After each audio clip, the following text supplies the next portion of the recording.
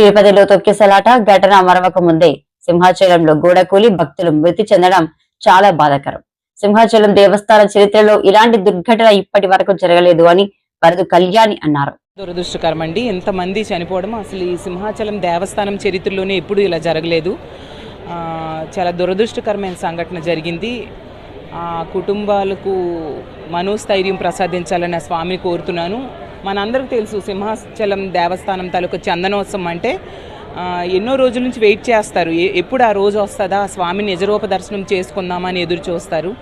అలాంటిది పక్క రాష్ట్రాల నుంచి కూడా భక్తులు వచ్చి క్యూ లైన్లో నిల్చొని స్వామిని దర్శించుకోవడానికి ప్రయత్నిస్తూ ఉంటారు.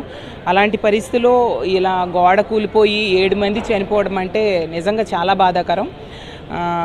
ఇందులో మాత్రం మా క్లియర్గా నాణ్యతా లోపం, ఈ గోడలో మాత్రం నాణ్యతా లోపం కనిపిస్తుంది. ఈ చందనోత్సవం కోసమనే ఆ గోడ కన్స్ట్రక్ట్ చేశారని తెలుస్తూ ఉంది. అది పట్టుకుంటేనా పడిపోయేంత లూజ్గా ఉంది ఆ గోడ.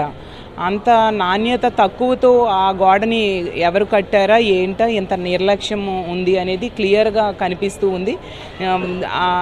ఎంత నాణ్యత లోపంతో గోడ కట్టిన వాళ్ళ మీద తగిన చర్యలు తీసుకోవాలని మేము డిమాండ్ చేస్తున్నాము.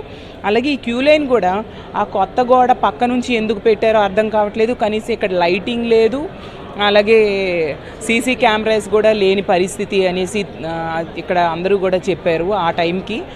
సో ప్రభుత్వం మరింత జాగ్రత్త వహిస్తే బాగుండేదని మేము భావిస్తూ ఉన్నాము. అలాగే చనిపోయిన వాళ్ళకి కాంపన్సేషన్ ఇవ్వాలి.